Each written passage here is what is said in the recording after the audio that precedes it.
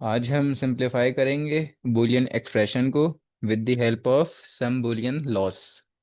तो हम मैंने आपके सामने यहाँ पे बूलियन लॉस लिखे हुए हैं, तो आप यहाँ पे देख सकते हो।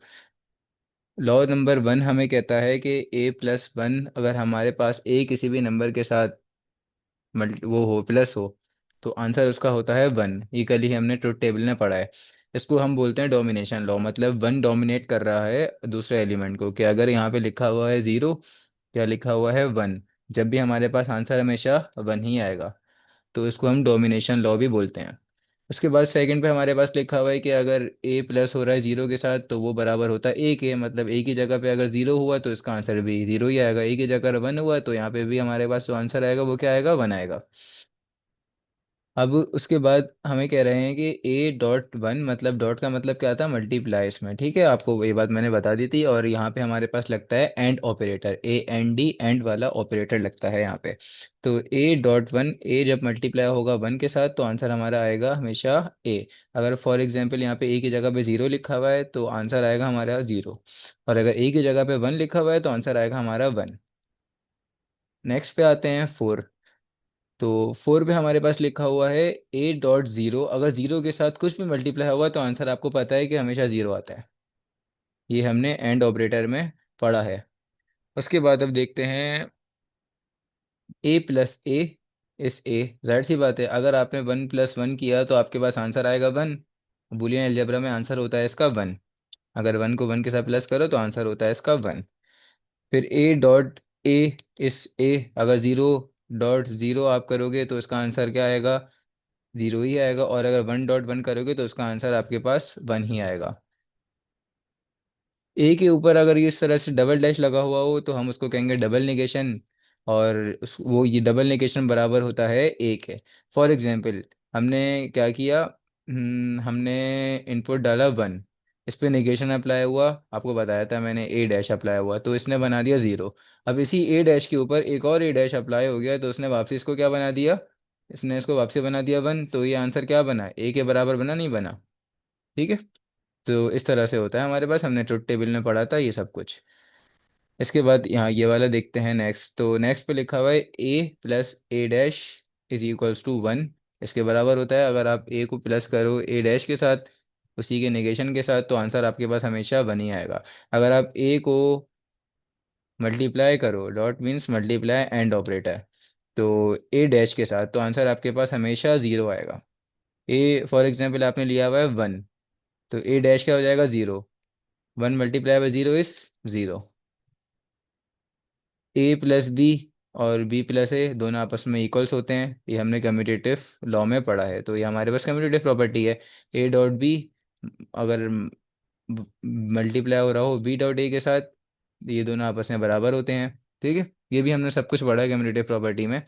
अब आते हैं डी मॉर्गन्स लॉ की जानिब। तो डी मॉर्गन्स लॉ में हमारे पास क्या होता है, a+b होल नेगेशन बराबर है a डैश.b डैश के। ठीक है। अब नेक्स्ट देखते हैं a.b, मतलब इसमें एंड ऑपरेटर लगा हुआ है। एंड ऑपरेटर का पूरा अगर आप क्या लो, मतलब अगर आप एंड ऑपरेशन लगा रहे हो दो इनपुट्स पे और उसका आप निगेशन ले लो तो वो आपके पास बराबर होगा a डैश+b डैश के। अब एब्जॉर्प्शन लॉ देखते हैं। एब्जॉर्प्शन लॉ में क्या कहते हैं, अगर a आपके पास मल्टीप्लाई हो रहा है a+b के साथ, ठीक है, होल a+b के साथ मल्टीप्लाई हो रहा है तो इसका जो फाइनल आंसर आएगा वो आएगा a। नेक्स्ट में कह रहे हैं हमारे पास कि a प्लस हो रहा है a b के साथ तो आंसर आएगा हमारा क्या, a। ठीक है। अच्छा, इसको आप इस तरह से देख सकते हो कि आपको जो ये लॉस है ना, ये आपको रट्टे नहीं लगाने इस लॉस के। बिल्कुल भी रट्टे नहीं लगाना है। जब मैं आपको क्वेश्चंस कराऊंगा ना, आप उन क्वेश्चंस की प्रैक्टिस करना है तो आपको लॉस खुद ब खुद ही याद होते रहेंगे। अगर पहले आप रट्टे लगाने बैठ जाओगे और जैसे 17, 18, 19 जितने भी मैंने करवाए मैं आप सबको याद करोगे फिर करोगे ना, तो आपको बहुत ज़्यादा मुश्किल होगी और इससे टाइम भी वेस्ट होगा। अब नेक्स्ट देखते हैं हम। तो नेक्स्ट है हमारे पास ए, अगर आपके पास प्लस हो रहा है होल ए निगेशन डॉट बी के, तो ये आपके पास होता है बराबर a+b के। ए मल्टीप्लाई हो रहा है, यहाँ पे प्लस था, और यहाँ पे आ गया मल्टीप्लाई। तो बिल्कुल सेम यही लॉ है, बस यहाँ पे जहाँ पे प्लस आ रहा था यहाँ पे आ जाएगा मल्टीप्लाई, और पूरा का पूरा देखो आपके पास सेम टू सेम लिखा हुआ है, जब प्लस की जगह मल्टीप्लाई आया हुआ है, मल्टीप्लाई की जगह प्लस आया हुआ है। अब ए प्लस बी और ए प्लस सी दोनों आपस में मल्टीप्लाई हो रहे हैं, ब्रैकेट बने हुए हैं। तो अगर इन दोनों का मैं बोलूँ कि ये किसके इक्वल्स होता है, ये होता है ए प्लस बी सी के इक्वल्स। नेक्स्ट देखते हैं 19। नेक्स्ट पे मेरे पास लिखा हुआ है कि ए डैश प्लस ए और बी डैश, तो ये बराबर होगा आपके पास ए डैश प्लस बी डैश के। चलो अब हम कुछ क्वेश्चन सॉल्व करने बैठते हैं, फिर उसके बाद आप लोगों को ये अच्छे से समझ आ जाएंगे। क्वेश्चन है हमारे पास, simplify simplifying the following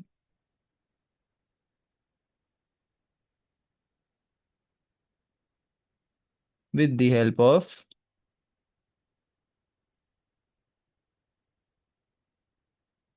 Boolean algebra rules. अच्छा, जो अभी मैं आपके सामने बनाऊंगा इसको हम ट्रुथ टेबल से भी कर सकते हैं, और ट्रुथ टेबल से मैंने आपको सॉल्व करना सिखाया है अभी। तो 1 AB plus AC plus ABC, और ये बहुत इजी थे अगर हम इसको ट्रुथ टेबल से सॉल्व करें।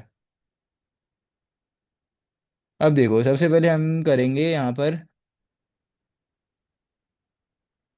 रीअरेंज। रीअरेंज किस तरह से कर दूं मैं, अगर ए बी को लिख दूं ABC के साथ तो चलेगा, बिल्कुल आगे पीछे तो लिख सकते हैं ना, अगर इसको पहले लिख दिया इसको बाद में लिख दिया एक ही बात है, कोई मसला नहीं है। अब मैं यहाँ से कॉमन निकाल रहा हूँ, ए और बी को कॉमन निकाल रहा हूँ, पूरे के पूरे ए और बी को कॉमन निकाल रहा हूँ। तो ए और बी कॉमन आ गया। अच्छा, ज़रूरी नहीं है आप इस तरह से करो, हम दूसरे तरह से भी कर सकते हैं, आपके माइंड में जो आया आप उस तरह से करो, आंसर आखिर में सेम ही आएगा। तो ऐसी कोई टेंशन लेने वाली बात नहीं है, बस आप सॉल्व करो। अब यहाँ पे मेरे पास अगर ए बी कॉमन निकाल दूंगा तो यहाँ पे बच जाएगा, अगर आपके पास पूरा का पूरा ये ए बी ही कॉमन आ गया और यहाँ से भी ए बी कॉमन आ गया, तो यहाँ पे आपके पास क्या बचा, कुछ भी नहीं बचा है, तो इट मीन्स मेरे पास यहाँ पे बचा 1, और मिडिल में प्लस की साइन थी तो मैंने प्लस की साइन लिख दी। अब यहाँ पे ए बी कॉमन आ गया तो रिमेनिंग पार्ट मेरे पास बचा सी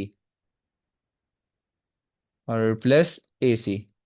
अब हमने पढ़ा था कि 1 प्लस ए बराबर होता है इसके 1 के।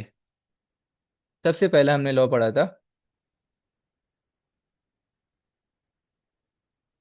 ये रहा डोमिनेशन लॉ। A+1 = 1, 1 के साथ कोई सी भी वैल्यू अगर प्लस हो तो आंसर हमारे पास हमेशा 1 ही आएगा। तो यहाँ पे ए नहीं है तो आप इसको सी बना दो, सी के साथ अगर कर दोगे तो सी भी कोई इनपुट ही है ना आपके पास, ABC इनपुट होते हैं, तो आंसर आएगा 1। तो यहाँ पे मैं लिख दूंगा AB और 1 प्लस AC।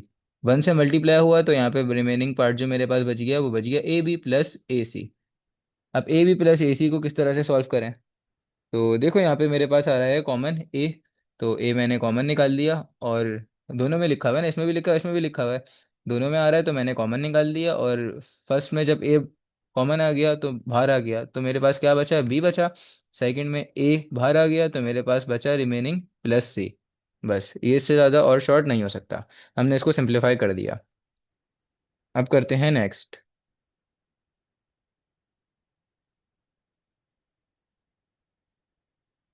AB+A+B' प्लस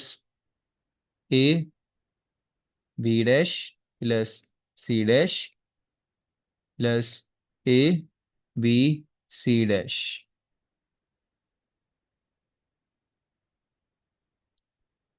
सबसे पहले यहाँ पे मेरे पास बना हुआ है ब्रैकेट, इसको मैं इसी डायरेक्ट टू डायरेक्ट मल्टीप्लाई कर दूंगा, तो ये बन गया AB' plus AC dash plus ABC dash. इसके बाद मैं ए कॉमन निकाल दूंगा फर्स्ट टू टर्म्स का। फर्स्ट टू टर्म्स में से मैंने ए कॉमन निकाला, तो मेरे पास देखो यहाँ पे भी ए लिखा हुआ है यहाँ पे भी ए लिखा हुआ है, तो इसका मतलब मैंने कॉमन निकाल दिया, ब्रैकेट बनाया। अब फर्स्ट टर्म में ए कॉमन आ गया तो मेरे पास बचा बी। सेकंड टर्म में ए कॉमन आया तो बचा B dash plus A C dash plus A B. यहाँ पे मेरे पास एक और आइडेंटिटी लगी जो थी बी प्लस, एक प्रॉपर्टी कह लो इसको, बी प्लस बी डैश बराबर होता है आपके पास 1 के। ठीक है, बोलो तो दिखा देता हूँ आपको। खैर अब मैं बार बार नहीं दिखाऊंगा, इस तरह से वीडियो थोड़ी सी लेंदी हो जाएगी। तो ए प्लस ए डैश इज 1। तो ए की जगह बी लिखा हुआ है तो नो प्रॉब्लम। यहाँ पे मैंने लिखा है इसकी जगह पे 1, और ये आया A C dash plus A B. अभी ये से मल्टीप्लाई हुआ तो ये बना A plus A C dash plus A B.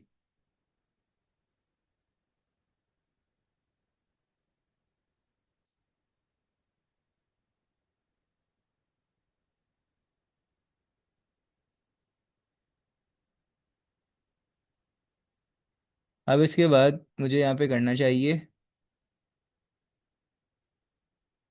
यहाँ से मुझे निकालना चाहिए कॉमन ए। ए देखो कॉमन आ रहा है, तो मैं निकालता हूँ यहाँ से ए कॉमन। या हाँ ठीक है, हम ये भी कर सकते हैं, एक और सिचुएशन करते हैं, ठीक है, जो आपको मैंने बोला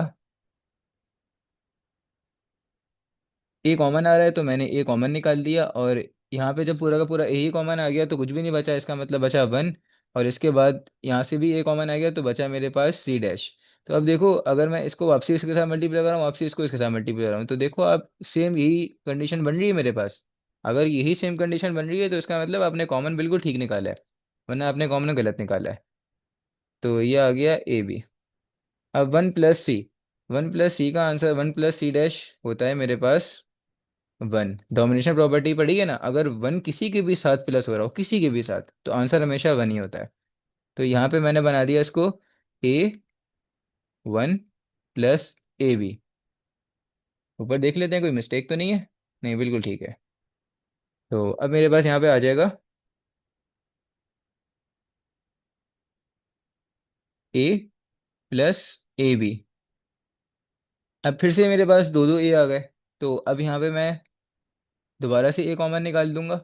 और यहाँ पे ए कॉमन आ गया, ए बाहर आ गया तो कुछ भी नहीं बचा, इट मीन्स यहाँ पे बचा 1। और यहाँ से ए कॉमन आ गया तो मेरे पास रिमेनिंग जो बचा वो बचा बी। दोबारा से मैं यही करूँगा कि 1 प्लस बी बराबर होता है, अगर 1 के साथ कुछ भी प्लस हो तो हमारे पास उसका आंसर बनता है 1। तो ए 1 लिख दिया, ए मल्टीप्लाई बाय 1 इज 1। तो इसका आंसर आ गया मेरे पास ए। अब 3 करूँगा मैं, इसका पार्ट 3।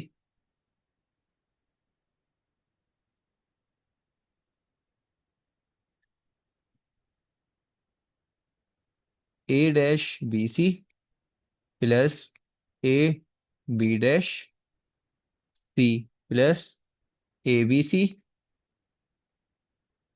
प्लस ए बी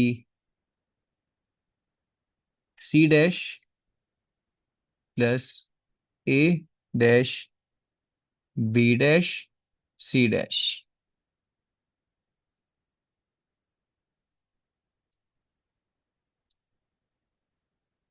सबसे पहले मैं क्वेश्चन को एज इट इज ऐसे ही लिख दूंगा।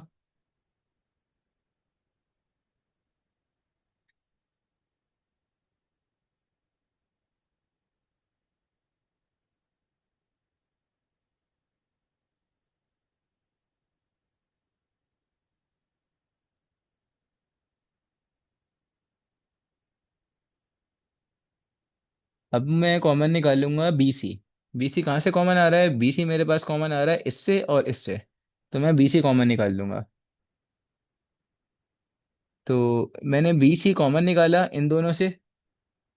अब मेरे पास क्या बच गया, यहाँ से ए बच गया ओनली, तो यहाँ पे मैं लिख दूंगा ए डैश। और यहाँ से क्या बचा, यहाँ से बचा मेरे पास बी सी पूरा का पूरा बाहर आ गया तो बचा मेरे पास ओनली ए।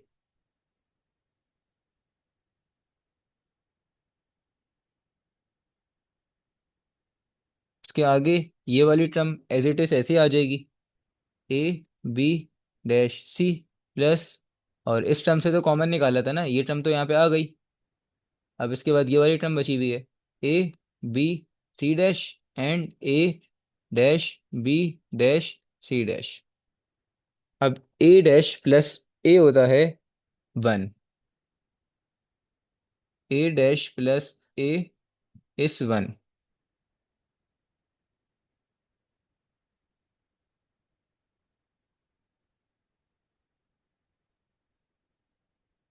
बी सी ये हो गया ए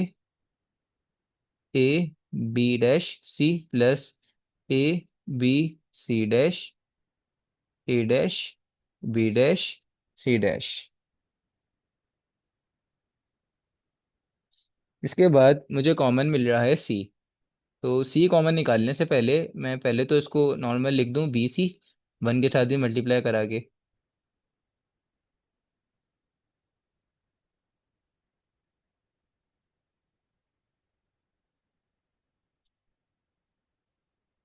अब मुझे कॉमन यहाँ से मिल रहा है बी सी। बी सी जब कॉमन मिल रहा है इन दोनों से, सॉरी इन दोनों से नहीं, मुझे बी सी कॉमन मिल रहा है, मुझे यहाँ से कॉमन मिल रहा है सिर्फ सी। तो मैं यहाँ से सी कॉमन निकालता हूँ अब। तो चलो सी कॉमन निकालते हैं। सी कॉमन मैं निकालता हूँ यहाँ से।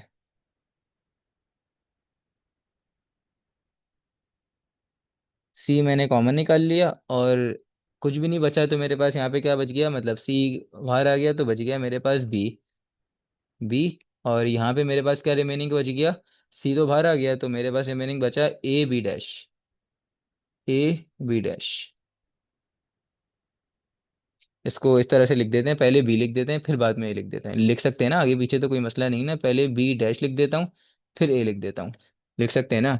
और इसको वापस मल्टीप्लाई कराओ ज़रा, देखो अगर वापस मल्टीप्लाई कराओगे तो पूरे के पूरे ये सेम टर्म बन रही है, अगर सेम टर्म बन रही है तो ठीक है। इसके बाद नेक्स्ट टर्म्स हम ऐसे ही लिख देंगे, A dash B dash C dash. अब यहाँ पे हमारे पास एक और आइडेंटिटी लग रही है, वो आइडेंटिटी क्या थी, अभी आपको दिखा देते हैं ऊपर से।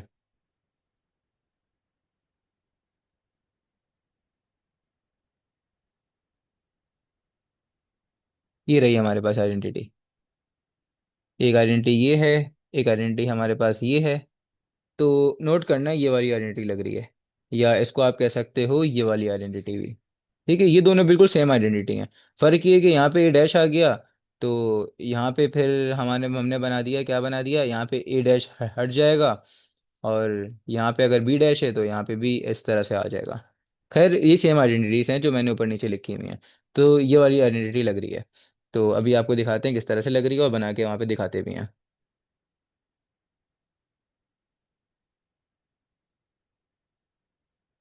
इसकी एक ट्रिक है याद करने की, अगर आपके पास यहाँ पे डैश लगा हुआ है, मतलब डैश मतलब ये इस तरीके का डैश, ठीक है, अगर ये आपके पास ऊपर डैश है तो, और तो इसका मतलब जो नेक्स्ट वाला आपके पास लिखा हुआ है ना, यहाँ पे भी आपके पास बी होना चाहिए, लेकिन उसके ऊपर डैश नहीं होना चाहिए।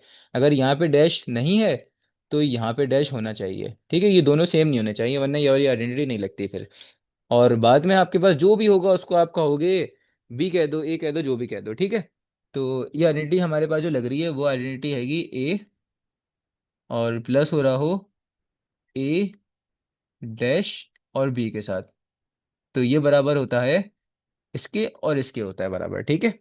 इस तरह से हम कहते हैं इसको। तो आपको अभी दिखा देते हैं वहाँ पर किसके बराबर होता था ये रही, फर्स्ट वाला एज इट इज यहाँ पे आएगा और सेकंड वाला एज इट इज यहाँ पे आएगा, ठीक है, इन दोनों के बराबर होगा।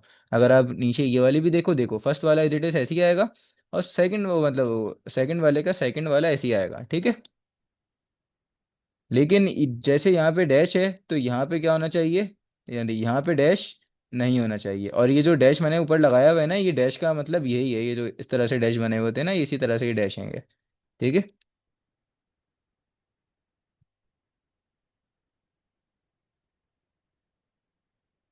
ये नेगेशन होता है, इसको कॉम्प्लीमेंट भी बोल सकते हो आप।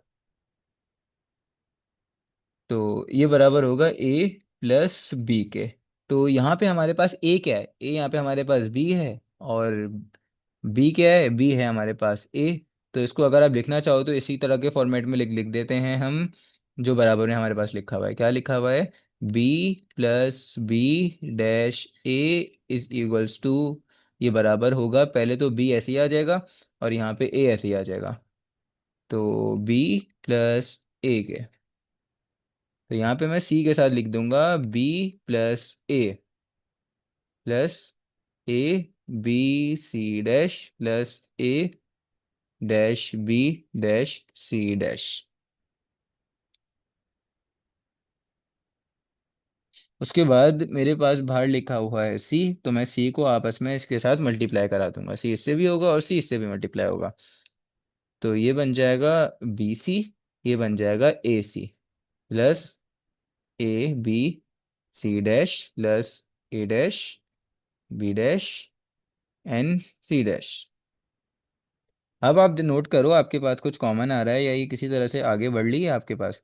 तो अगर मैं बी कॉमन निकाल दूं यहाँ से, ठीक है, बी कहाँ से कॉमन आ रहा है मेरे पास, एक इसमें लिखा हुआ है एक इसमें भी लिखा हुआ है, ठीक है। तो मुझे बी कहाँ से कॉमन निकालना पड़ेगा। तो पहले इसको रीअरेंज कर लेते हैं, रीअरेंज मतलब आपस में एक साथ लिख देते हैं बराबर बराबर में। तो B C plus A B C dash plus A C A dash B dash C dash. तो यहाँ से मैंने बी कॉमन निकाल दिया, बी दोनों जगह पे लिखा हुआ था, बी मैंने कॉमन निकाला, तो फर्स्ट टर्म में मेरे पास बच गया सी और सेकंड टर्म में मेरे पास बच गया ए और सी डैश। तो ए और सी डैश बच गया। अब इसको भी एक काम करते हैं, पहले सी डैश लिख देते हैं फिर ए लिख देते हैं, और फिर A C plus A B A dash B dash and C dash. दोबारा से वही सेम प्रॉपर्टी हमारे पास लगेगी। तो प्रॉपर्टी क्या थी, अगर मेरे पास पहले सी लिखा हुआ है और उसके पास लिखा हुआ है सी डैश और फिर ए, तो ये आपके पास क्या बनेगा, पहले ये और ये दोनों आपस में प्लस में आएंगे, ठीक है, ये याद कर लेना। तो सी प्लस ए ऐसे ही आ जाएगा। तो उसकी जगह पे मैं लिख दूंगा सी प्लस ए बी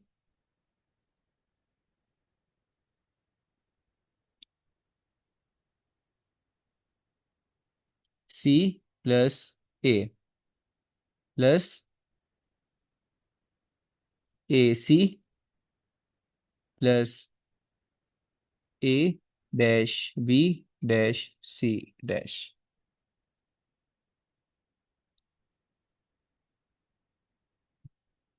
अब इसको आगे और सॉल्व करते हैं हम। बी सी यहाँ पे मल्टीप्लाई हुआ और फिर उसके बाद यहाँ पे मल्टीप्लाई होगा बी ए मल्टीप्लाई होगा, तो इसको मैं बना दूंगा A B plus A C plus A dash B dash C dash. इसको इससे आगे आप करना चाहते हो तो आप कर दो, वरना इसको यहीं पे स्टॉप कर दो। मैं इसको यहीं पे स्टॉप कर देता हूँ, और अगर इसके आगे आपको मिलता है कोई तरीका तो आप इसको कर सकते हो, ठीक है। अब आप देख सकते हो कितना बड़ा क्वेश्चन था और ये कितना आखिर में सिंप्लीफाई हो गया, छोटा बन गया। अब करते हैं हम part 4। A B dash C dash plus A dash B dash C dash plus A dash B C dash plus A dash B dash C.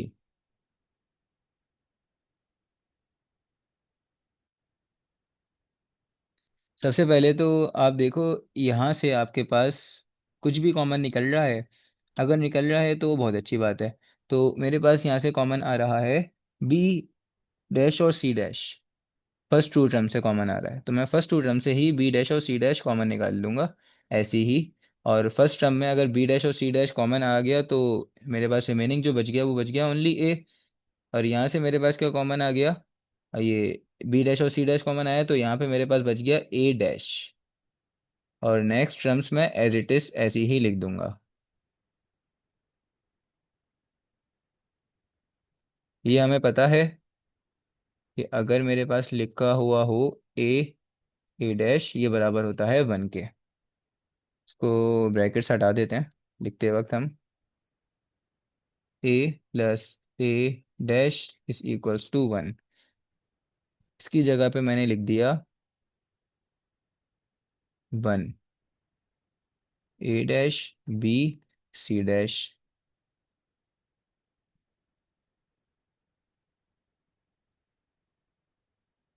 B dash C dash को 1 के साथ मल्टीप्लाई कराया, और यहाँ पे मेरे पास आ गया A dash B C dash plus A dash B dash सी।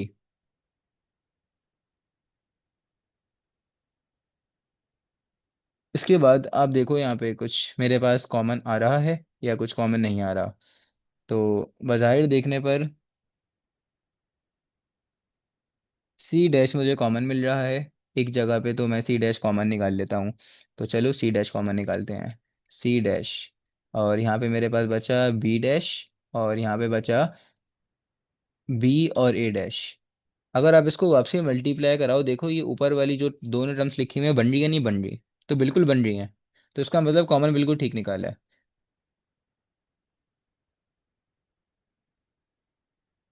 यहाँ पे मैं वही आइडेंटिटी लगाऊंगा। यहाँ पे बी लिखा हुआ है तो यहाँ पे इसके साथ डैश नहीं होना चाहिए, और डैश नहीं होना चाहिए, लेकिन जो नेक्स्ट टर्म हो वो बिल्कुल ही अलग हो। वो आपके पास ए लिखी हुई है डैश लिखी हुई हो, वो मैटर नहीं करता, लेकिन आपके पास बिल्कुल अलग ही लिखी हुई हो, वो टर्म आपके पास बी नहीं लिखी हुई हो। तो बी डैश प्लस बी और ए डैश ये बनेगा आपके पास। पहले ये आ जाएगा फिर ये आ जाएगा। तो ए डैश एंड बी डैश, इसको बी डैश कर देते हैं। चलो पहले पहले बी डैश लिखा हुआ है जब, तो B dash plus A dash. तो सी डैश ऐसे ही आ गया, और यहाँ पे आ गया B dash plus A dash.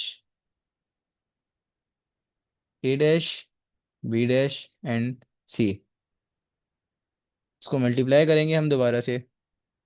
ये मेरे पास बनेगा बी डैश सी डैश, ये दोनों ऐसे मल्टीप्लाई होंगे। उसके बाद मेरे पास बनेगा A dash C dash, A dash B dash and C. अब कुछ नोट करो, आपके पास कॉमन आ रहा है तो बिल्कुल इन दोनों में आपके पास ए डैश कॉमन आ रहा है। तो ए डैश कहाँ से मैं कॉमन निकाल रहा हूँ? B dash and C dash. यहाँ से मैंने ए डैश कॉमन निकाला, और मेरे पास यहाँ से बचा सी डैश। और यहाँ पे मेरे पास क्या बचा? सी डैश बच गया ना। ए डैश तो बाहर आ गया, यहाँ से ए डैश बाहर आ गया, तो क्या बच गया? बी डैश एंड सी। तो इसको मैं क्या कर रहा हूँ, पहले सी लिख रहा हूँ फिर बी डैश लिख रहा हूँ। आगे पीछे लिख कर सकते हैं, कोई प्रॉब्लम नहीं है इसमें, आगे पीछे हम कर सकते हैं। अगेन वही प्रॉपर्टी मेरे पास क्या थी, अगर C dash plus C B dash हो रहा होगा तो ये बन जाएगा मेरे पास सी डैश ऐसे ही आ जाएगा एंड बी डैश आ जाएगा। तो सी डैश ऐसे ही आ जाएगा प्लस बी डैश आ जाएगा। B dash C dash plus A dash, यहाँ पे आएगा C dash plus B dash. दोनों को अगेन मल्टीप्लाई कराऊंगा same to same. A dash C dash plus A dash and B dash.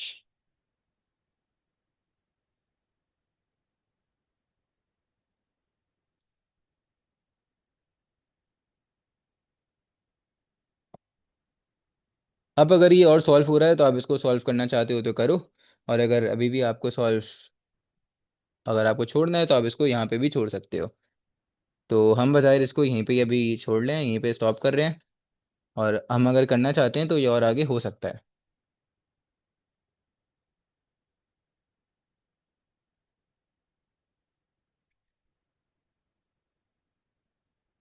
अब हम करेंगे नेक्स्ट क्वेश्चन नंबर 2, पढ़ लो आप इसको। तो मिनिमाइज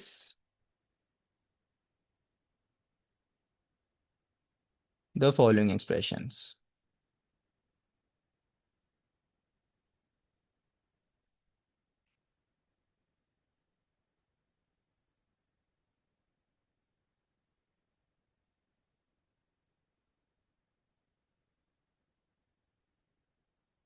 इसको मिनिमाइज करना है। अभी जो हम ऊपर कर रहे थे वो सिंप्लीफाई कर रहे थे, और एक तरह से वो भी मिनिमाइज ही था। तो यहाँ पे बजाय लिखा हुआ है कि आप उसको मिनिमाइज करो, तो यहाँ पे आपको मिनिमाइज करना ज़रूरी है।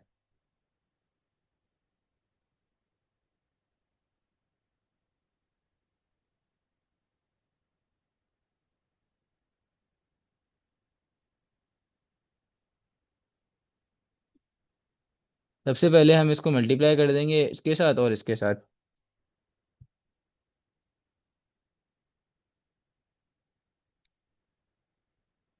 यहाँ पे एक्स तो लिखा रहेगा, तो हमें पता है एक्स लिखा हुआ है, तो बस हम डायरेक्ट ये वाला पार्टी कंसिडर करेंगे।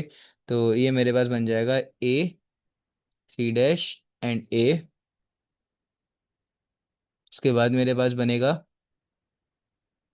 जब इसके साथ होगा, तो ए सी डैश बी। इसको आप पहले बी डैश भी लिख लिख सकते थे, कोई मसला नहीं है।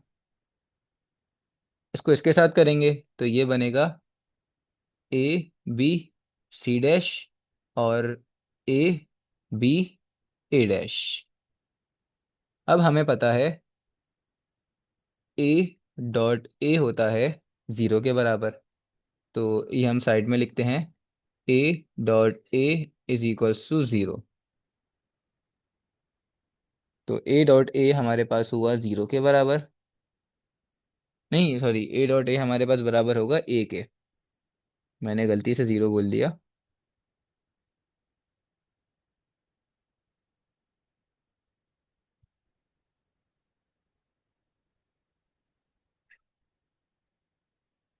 एंड उसके अलावा और क्या यहाँ पे सॉल्व हो रहा है? ठीक है। उसके अलावा हमें यहाँ पे एक और टर्म मिली, वो मिली A dot A dash is zero. तो ये ए है और ये ए है, दोनों आपस में मल्टीप्लाई हो रहे हैं, आपस में बराबर बराबर में लिखे हुए हैं ना। तो इसको मैं बना दूंगा, एक ए बना दूंगा, क्योंकि यहाँ पे लिखा हुआ है मेरे पास, और यहाँ पे सी डैश। ये A C dash B and A B C dash. उसके बाद मेरे पास यहाँ पे बनेगा ए और ए डैश। तो ए और ए डैश अगर आपस में मल्टीप्लाई हो रहे हैं, उनके दरमियान एक डॉट हो, तो उसको हम कहते हैं कि वो बराबर होता है ज़ीरो के। तो ये पूरी की पूरी नेक्स्ट टर्म जो है, ये मेरे पास बराबर हुई ज़ीरो के। अब मेरे पास ओनली वन टू थ्री ये तीन टर्म्स बच गई। A C dash plus A B A C dash B plus A B and C dash.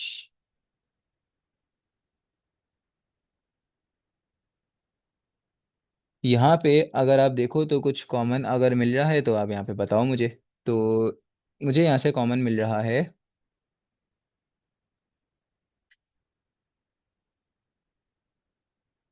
A and B. यहाँ से ए एंड बी कॉमन मिल रहा है, तो ए एंड बी कॉमन निकालते हैं। A C dash plus A B common निकालते हैं, और यहाँ पे मेरे पास बच गया C dash plus C dash.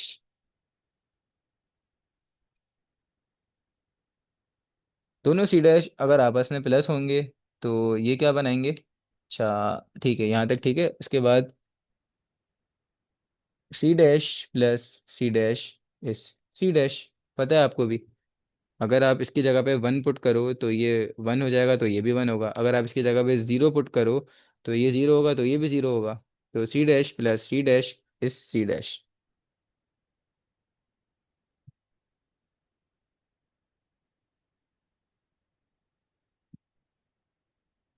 ये पूरा का पूरा बराबर हुआ सी डैश के, तो मैंने इसकी जगह पे एक सी डैश लिख दिया।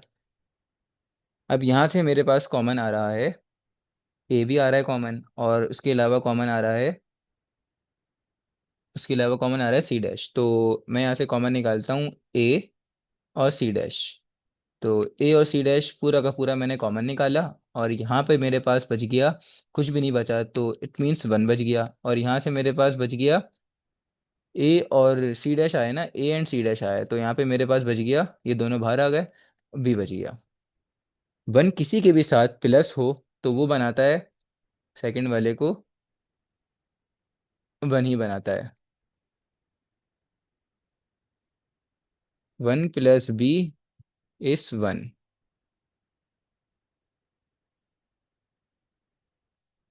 ए सी डैश यहाँ पे आया वन, और इसका फाइनल आंसर मेरे पास बना ए सी डैश।